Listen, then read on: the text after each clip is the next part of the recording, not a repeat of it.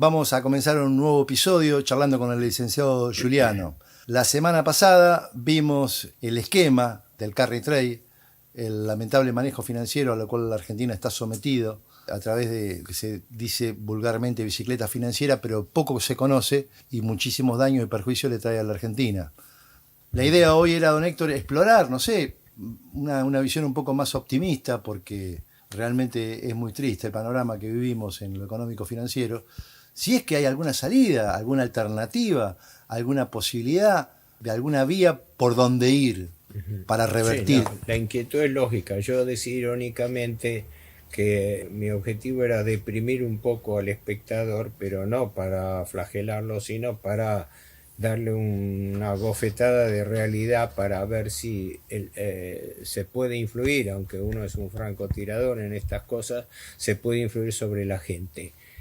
Existen posibilidades técnicas, nunca hay problemas insolubles, ¿no? Pero eso depende de la estructura de poder. Si me preguntás en lo inmediato, te digo que las posibilidades de revertir este saqueo financiero hoy son imposibles. Ahora, eso no quiere decir que no existan posibles modelos alternativos, pero están condicionados a algo central: que exista alguna vez en la Argentina un gobierno nacional que defienda los intereses de nuestro país.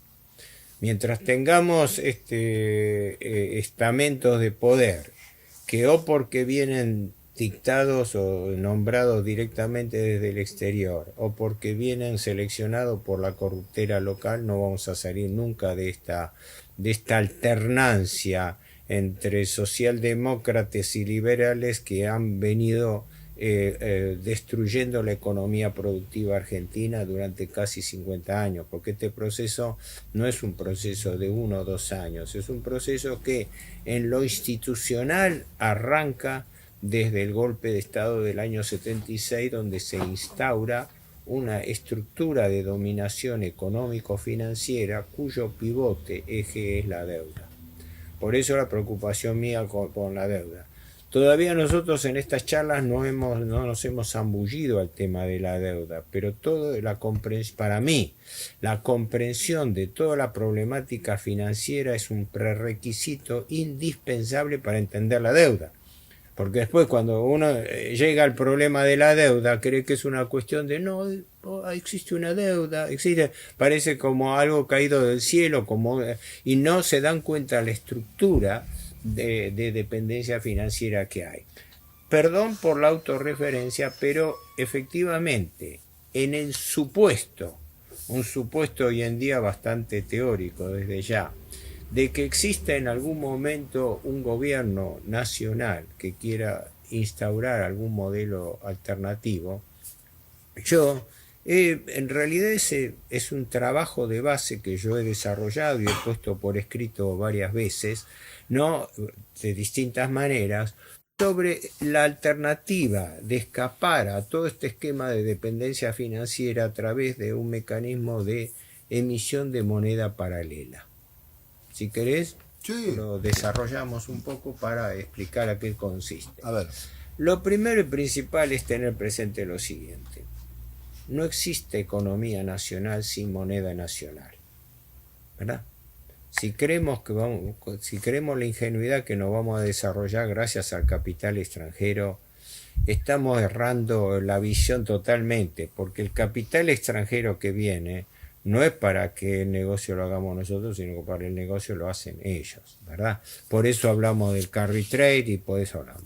¿Y dolarizar? ¿Cómo? Y dolarizar mucho menos. Y dolarizar es peor, es institucionalizar la corrupción de entregar la economía, porque no, insisto en esta premisa, no hay economía nacional sin moneda nacional, punto. Si alguien piensa que se puede desarrollar con moneda extranjera, está razonando dentro de un esquema de mentalidad colonial. Ahí sí cierra, ahí cierra. Si nos declaramos colonia formal, entonces, bueno, lógico, si nos declaramos colonia, usamos la moneda de la metrópoli. Esto no quiere decir que no exista y no haya existido siempre un semicoloniaje o parcial coloniaje a través de las áreas monetarias. Y lo que se está discutiendo en la Argentina hoy en día es esto: ¿cuál es el grado de adscripción de la economía argentina al área del dólar? ¿Qué es lo que se está viendo? Se está viendo a nivel financiero, económico, político y militar, que lo estamos viendo todos los días. Pero entonces, sí, tratando de apretar la síntesis, porque este trabajo era más complejo, pero ¿cuáles son las premisas de este trabajo? La primera y principal es que hay que entender lo que estamos diciendo desde el principio de estas charlas.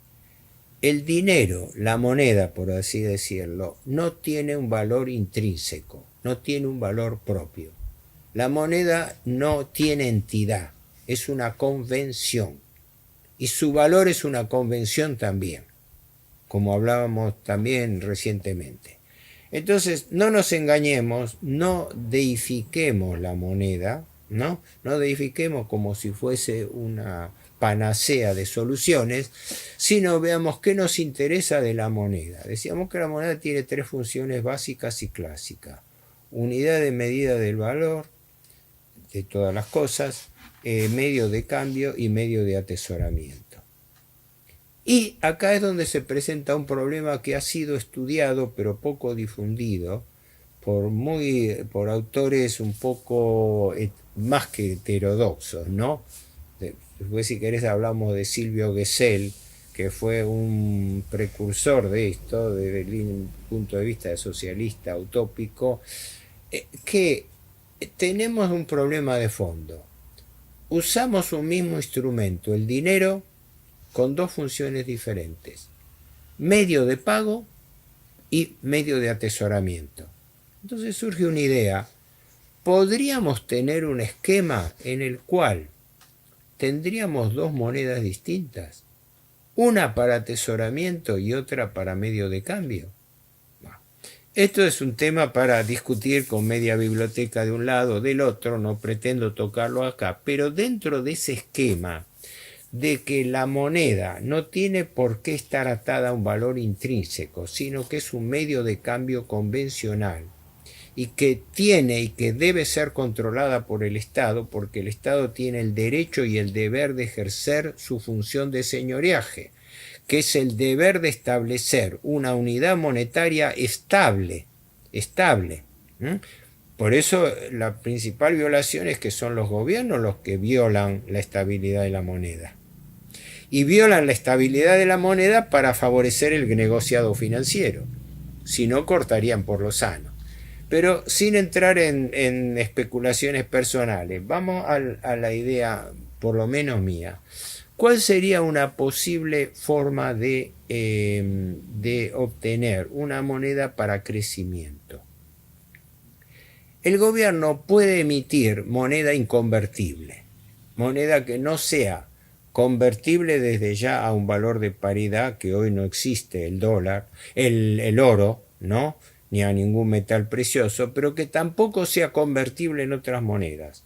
Es decir, imaginémonos que la Casa de la Moneda, por regulación del Banco Central, emite un dinero convencional, que se puede llamar peso argentino, se puede dar cualquier denominación. Pero ese peso no es convertible en dólares, no es aplicable a bienes de atesoramiento, a bienes durables, es decir, no puedo comprar yo con eso una casa, un bien durable, es una moneda para circular, es una moneda de uso circulatorio. Por eso citaba a Silvio Gesell, porque Silvio Gesell fue un escritor alemán, un autodidacta, ¿no?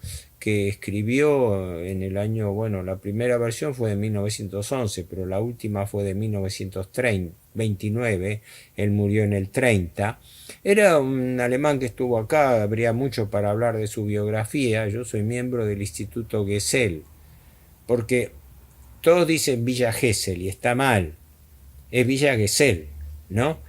Y él tuvo dos hijos, Carlos y Ernesto. Y Carlos Gesell fue el que fundó Villa Gesell, que ahora tanto se lo pondera, porque era naturalista y todo. Así que eran viejos de trayectoria revolucionaria. Pero ¿a qué me refiero? ¿A qué quiero llegar con esto? el gobierno podría emitir dinero sin respaldo, porque el dinero es convencional. Lo que pasa es que emitir dinero convencional no quiere decir agarrar la imprenta y emitir incondicionalmente. ¿Por qué? Porque tiene que cumplirse el primer requisito de la moneda no inflacionaria, de la moneda controlada, que es que la moneda tiene que tener una correspondencia con el valor que crea. Es decir, para decirlo en una ecuación económica, la base monetaria, que es el dinero en circulación, tiene que tener una relación con el crecimiento de la economía, con el PBI. Porque si yo tengo muchos medios de pago, imprimo a rolete, y eso no se traduce en un crecimiento de la economía, se rompe el equilibrio entre medios de pago y producción. Por eso esto se podría llamar también una moneda de producción. Este era el ejemplo típico que yo ponía y hemos hablado otras veces.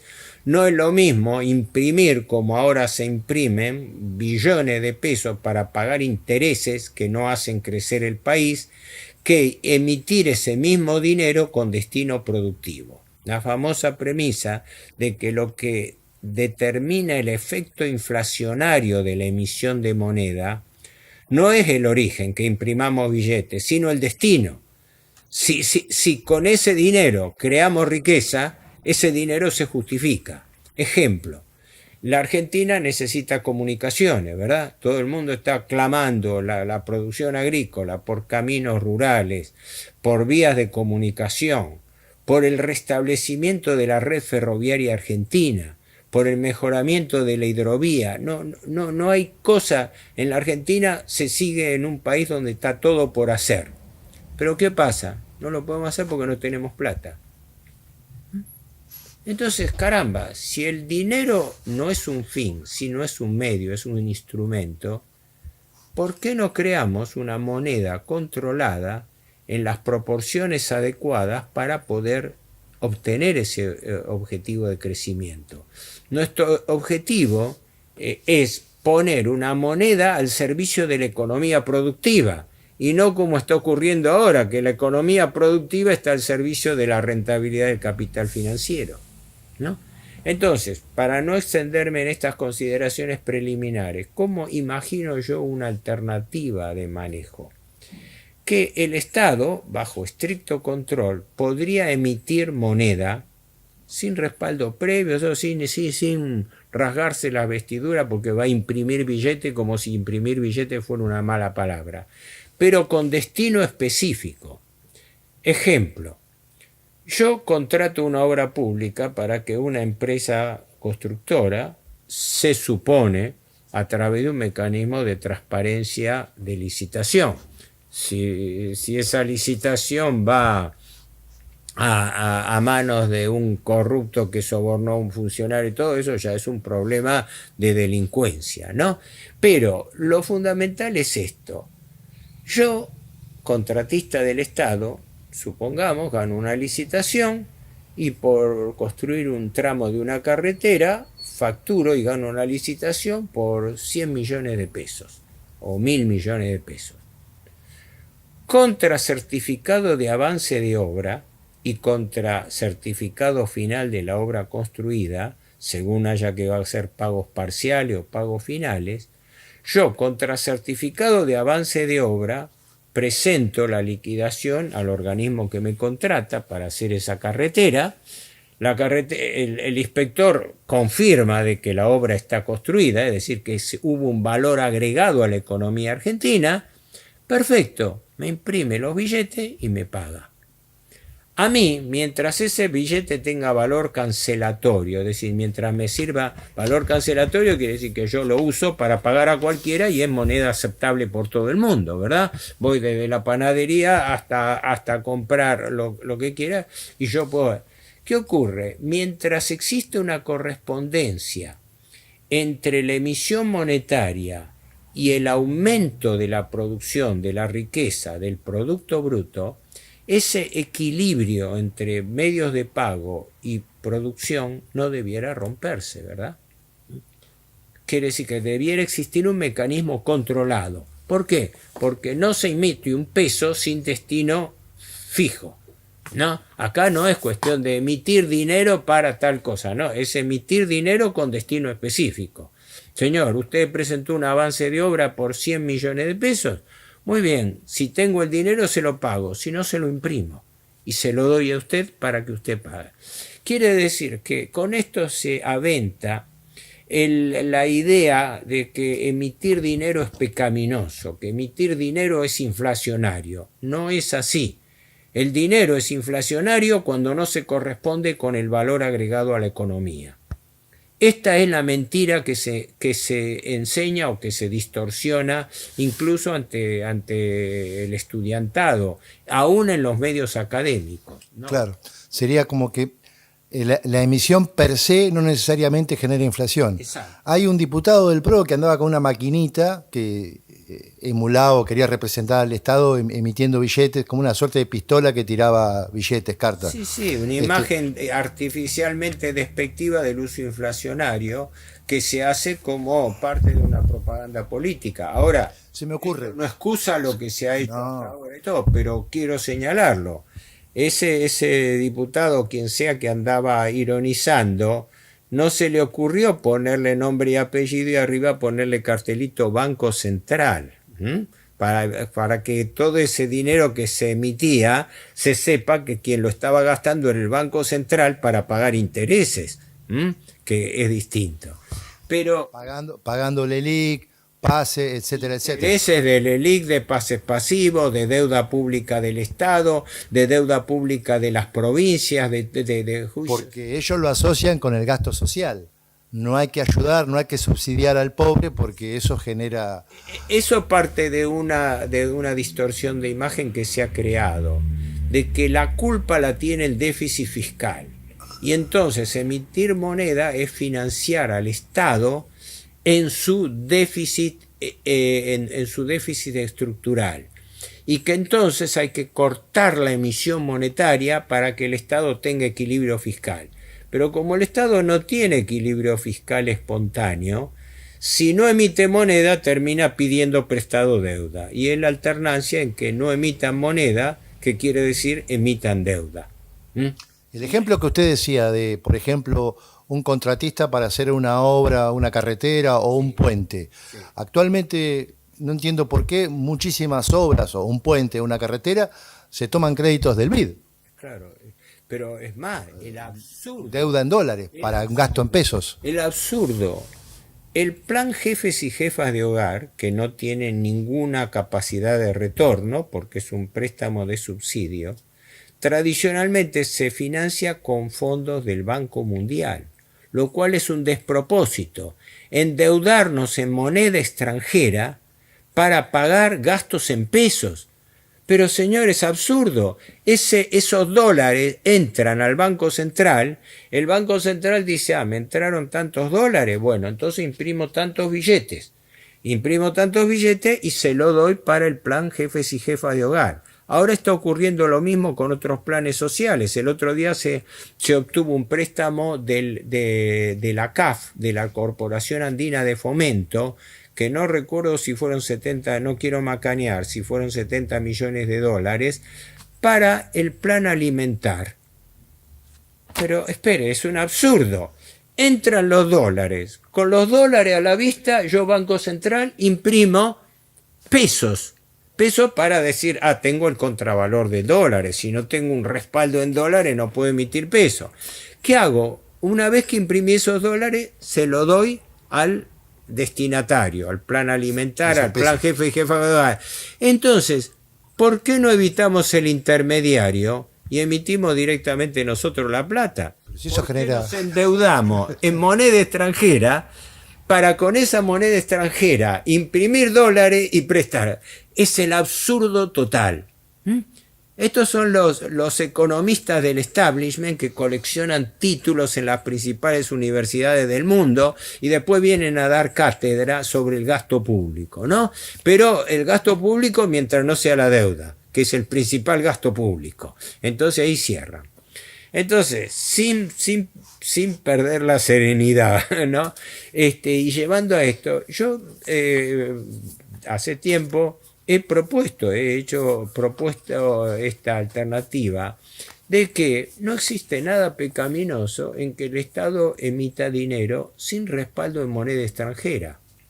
Pero para no desequilibrar la ecuación entre divisas, que son reservas del Banco Central, y masa monetaria en circulación, esa moneda debiera ser de uso específicamente interno y para circulación y no para atesoramiento. Es decir, el Estado pondría en circulación una moneda paralela que no podría ser objeto de especulación financiera. Ejemplo, yo no puedo con esa moneda ir y comprar dólares. Yo no puedo con esa moneda ir y poner un plazo fijo en una rentabilidad financiera. No, tiene que tener un destino específico a un pago. Incluso discutible si es a bienes durables o no, porque es una moneda de circulación inmediata. Lo que este investigador, Silvio Gesell, hablaba de moneda corriente, moneda circulante, moneda de uso natural. Ahora bien, quedaría una pregunta, ¿y cómo la pone en circulación esa moneda del Estado? En mi opinión, eso podría ser puesto en circulación haciendo que el Estado, cuando pague una obra pública, cuando pague sueldos, jubilaciones, planes sociales, insumos del Estado, ponga en circulación esa moneda pagando el 50% en pesos y el 50% en moneda paralela. Es más, para simplificar el costo, la moneda paralela podría ser un billete, como si fuese ese billete, con una franja de color al costado, bien visible, como una franja así. Entonces uno sabría que si tiene un billete de 1.000 pesos, si el billete de 1.000 pesos es el auténtico, es el que puede circular y con eso puedo hacer, como quien dice, lo que quiero.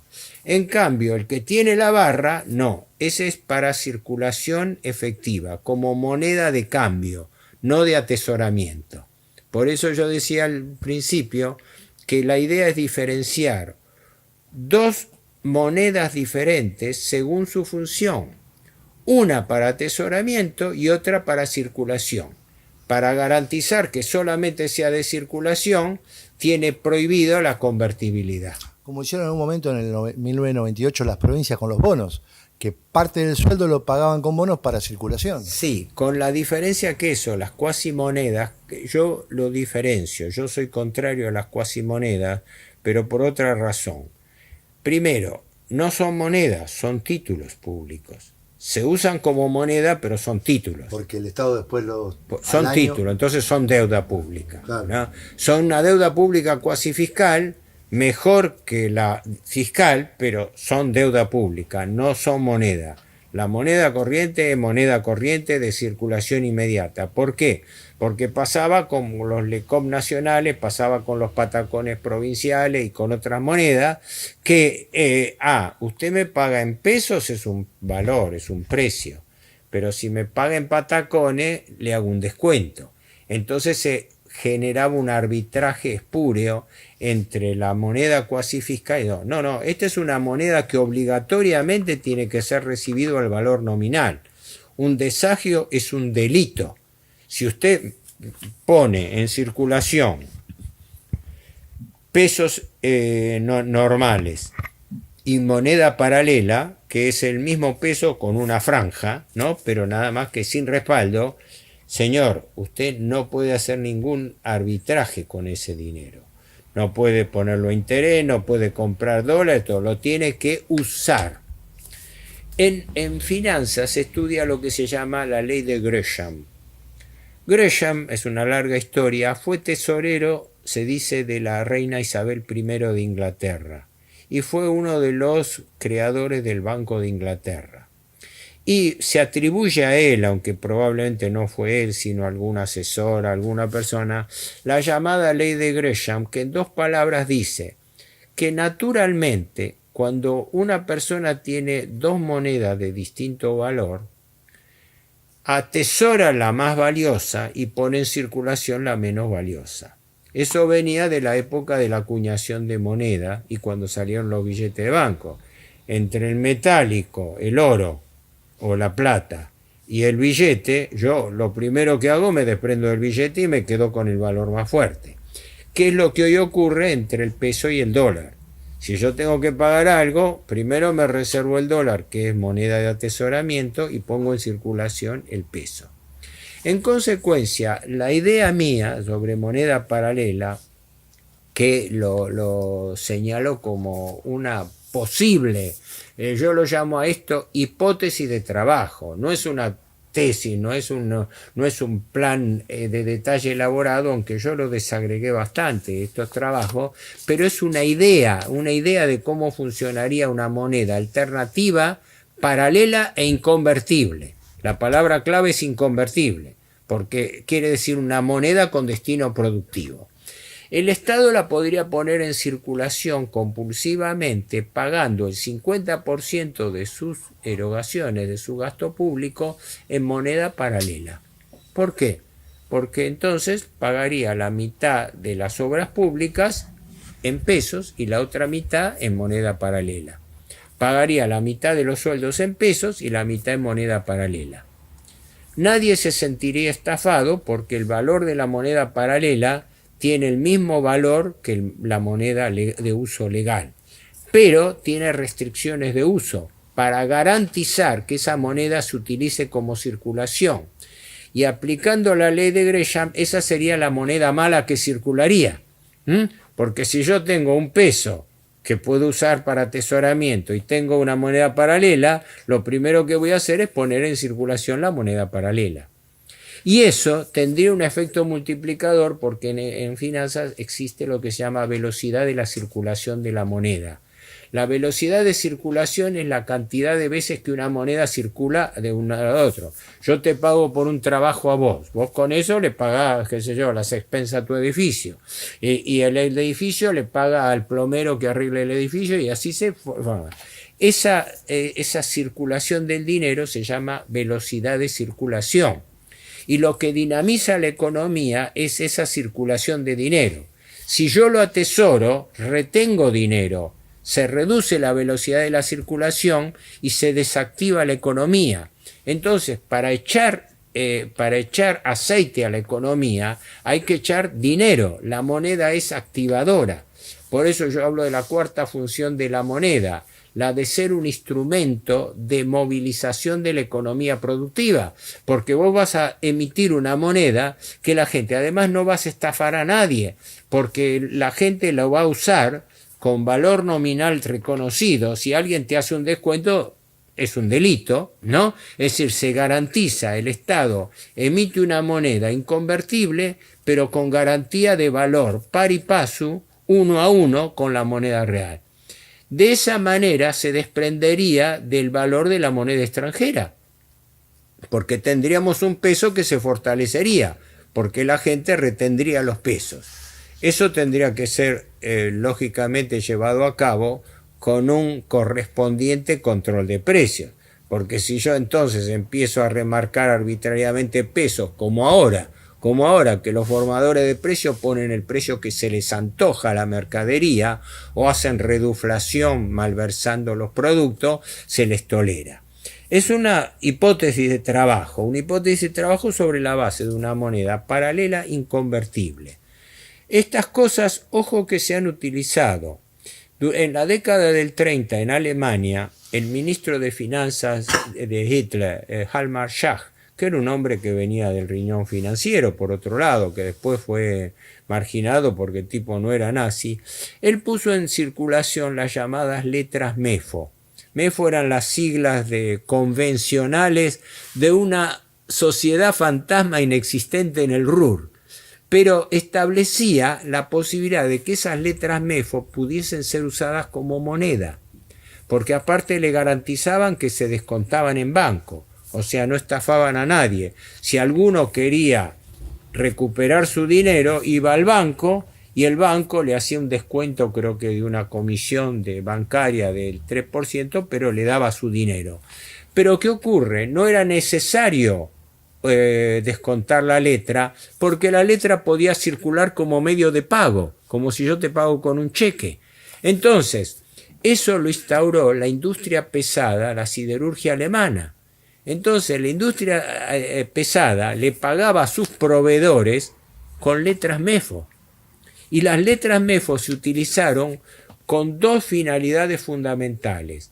La primera fue activar todo el sistema de autopistas alemanas que se crearon entonces, fueron la revolución de su tiempo, y además, como eran obras de construcción, tiene un efecto multiplicador altísimo.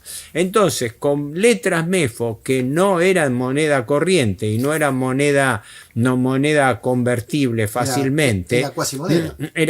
vendían a ser unas cuasimonedas. Por eso tenían un régimen distinto, porque ya se habían ensayado antes otras letras que se llamaban letras OFA, que eran letras de trabajo, pero andaban así. La idea revolucionaria en ese momento del gobierno nacional socialista en Alemania era despegarse del valor externo de la moneda, claro, del valor dólar, porque habían pasado una hiperinflación y los tipos, el principal objetivo, el ministro Schach en sus memorias lo dice directamente, que él cuando fue llamado como ministro de Hitler, y no era un tipo nazi, era el que había manejado la hiperinflación del 23 con la banca Morgan, nada menos, ¿no?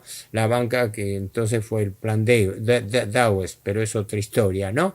Pero cuando él dice que él salió del despacho de Adolf Hitler con dos directivas: ponga en funcionamiento la economía alemana y garantizando que exista moneda suficiente para activar la economía alemana. Segundo, que esa moneda no tenga efecto inflacionario. Bueno, como buen alemán, el saludo militar, salió e imprimió las letras MEFO. Y resulta que las letras MEFO, que se ponen en circulación en el 34, fueron el principal factor de reactivación de la economía alemana, porque sirvieron para financiar obras públicas, fundamentalmente carretera, y el rearme alemán. Porque el rearme alemán de esa manera no se financiaba en marcos, se financiaba con letras MEFO. Y en consecuencia el gasto militar alemán permanecía en secreto, ¿no? Pero eso es lo que ocurrió en Alemania. Pero la idea de la letra MEFO, como antes fue la letra OFA, y como antes había sido el marco de Centeno en la década del 20 de Helfferich, que no era nazi, era socialdemócrata, el ministro Helfferich, que fue también el de las letras OFA, establecía que el patrón de medida no tenía por qué ser el dólar, ni la libra, ni el oro, ni nada. Tenía que ser el valor de referencia del valor del kilo de la tonelada de centeno alemán, que era un producto. Y esa es acá. Acá el profesor de Maillet, hablando con él hace años, él y su señora, que la esposa de Maillet, que creo, pobre, también falleció, pero una mujer muy inteligente también, había elaborado hace décadas una idea de que se podía establecer un peso con valor de referencia en el valor de la hectárea de la pampa húmeda. Para tomar un valor de referencia, no quiere decir que con eso, pero decir, emitir una moneda cuyo valor de referencia fuese el valor de la hectárea en la zona más rica del país. Consecuentemente, en función de ese valor, se ponderaba la cuota parte del valor de la moneda que se emitía, y la moneda tenía una referencia. Si la moneda no tiene valor intrínseco, la moneda es un papel. A mí, ¿qué me interesa saber si el respaldo de ese papel es un oro que no existe? Presentate a un banco, presentate al Banco Central y decirle, yo quiero un contravalor de eso. Bueno, no lo terminás de decir que te bajaron la ventanilla. ¿Qué le vas a pedir vos hoy al Banco Central? No le podés pedir nada, ¿verdad? No hay moneda convertible, ¿no? Ahora, para especular en dólares y para especular con tasa de interés, sí hay relación, ¿no? Es decir, se admite una renta por especulación financiera y cambiaria, mientras que no podés utilizar un mecanismo análogo para aplicarlo a la economía productiva. Yo quizás me extendí más de la cuenta. Esto es un pálido reflejo de una idea alternativa, que un poco responde a la inquietud que dejé colgando en el programa pasado, cuando se dice, ¿no hay alternativa? Sí, hay alternativa, pero el primer requisito en la vida de un hombre, de una empresa, de un país, el primer requisito para hacer cualquier cosa es tener la voluntad de hacerlo. Y si vos, en lugar de hacerlo, tenés en el gobierno aliado a los colocadores del negociado financiero, del negocio del carry trade, el día que propongas esto te matan, ¿no? Ahora no pasa nada porque ahora estamos hablando con un francotirador que estudia las cosas y con un difusor que hace todo el esfuerzo para hacerlo. Pero el día que exista un gobierno nacional argentino, que todavía no conocemos, ¿no? Ni sabemos si va a existir, una variante como esta puede ser estudiada precisamente sobre la base de que el dinero es un activador de la economía. Entonces, es al revés, no es que tenemos que esperar dinero para hacer la obra, sino que hacemos la obra con dinero que fabricamos. Es decir, un ejemplo viejo que me ponían hace tiempo. Yo quiero construir una fábrica en la Pampa Húmeda. ¿Tengo el material para construir la fábrica? Sí, tengo la tierra, tengo la tosca, tengo la arena. Perfecto. ¿Tengo la mano de obra? Sí, tengo obreros que pueden hacer la obra. ¿Puedo tener chapa? ¿Puedo tener pintores? ¿Puedo tener...? Sí, perfecto. ¿Tengo todos los elementos para poder hacer esa obra? Sí, en la Pampa Húmeda la tengo. En el desierto de Sahara no la tendría. En la Antártida no la tendría, pero en la Pampa Húmeda sí la tengo. Bueno, perfecto, hágala. No tengo plata. Entonces, señor, tome la plata. Lo que hacemos nosotros es trasponer el mecanismo económico. No existe plata para hacer una obra. Perfecto, si el dinero es una convención, fabricamos el dinero necesario con destino productivo. Ahora sí, el que distraiga ese dinero para usarlo para otra cosa, le cortamos los dedos. Vaya preso. No, vaya preso, es un delito. Pero quiero decir, esto para concluirlo, porque no sé si nos da el tiempo, para concluirlo, esto muere en algo simple. Esto es el control de la masa monetaria.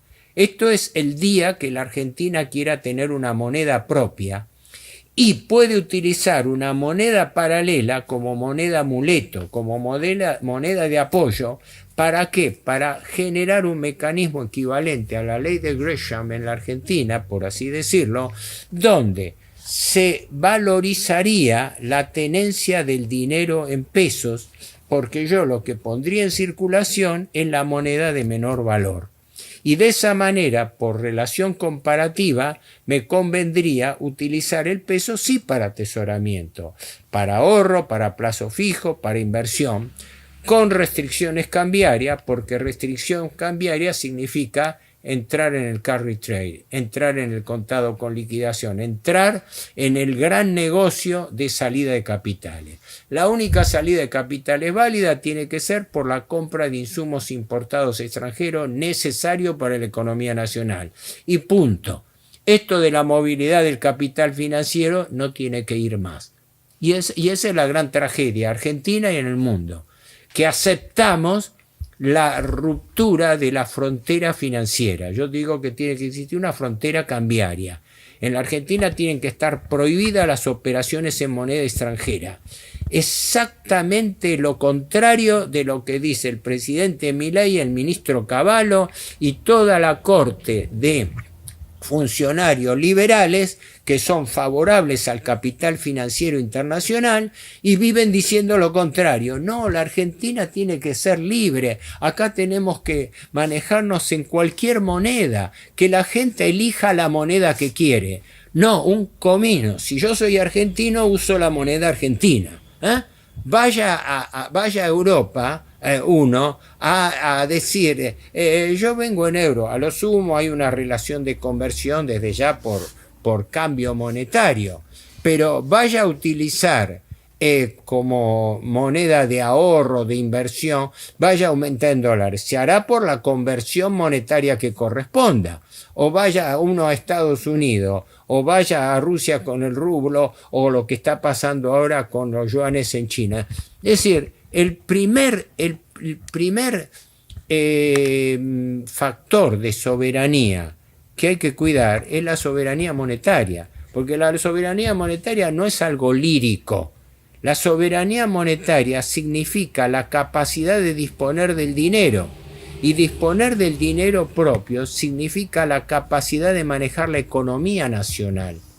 Y poder desarrollarse, si no, Poder desarrollar no hay desarrollo posible. por la premisa de que Exacto. no hay economía nacional sin moneda nacional. Perdón Bueno, que no, está bien. me extralimité un poco, pero esta era la esencia de la propuesta que queda ahí, queda puesta en... No importa, Héctor. Quedó clarísimo, espectacular. Es un hilo para seguir tirando ese carretel porque realmente es muy interesante y creo que hay que, como usted dice, ver su trabajo, su ensayo y mejorarlo. Esto es una ponencia que tiene que ser llevada al debate entre la gente de nuestra línea, la gente que realmente está consustanciada con la defensa del interés nacional y no del interés del capital extranjero para facilitarle el carry trade. Vengan que retrasamos el tipo de cambio, porque con el dólar más barato ustedes tienen más rentabilidad. Sí, señores, perfecto, les agradecemos la libertad de movimiento de capital. Le garantizamos un dólar pisado y una buena tasa de ganancia. La tasa de ganancia más alta del mundo. Exacto. Con un dólar retrasado. El perfecto esquema de la servidumbre financiera incondicional. Exacto. Más claro y más trágico imposible. Pero existen alternativas. Lo que pasa es que todavía no existe la gente, los actores, para poder llevar a cabo y tratar, como trato de hacerlo yo individualmente, de llevar este tipo de ideas heterodoxas, por lo menos a la opinión pública, a quien la quiere escuchar. Bueno, don Héctor, millón de gracias y nos estamos viendo la semana que viene, ¿sí? Suerte, gracias a vos.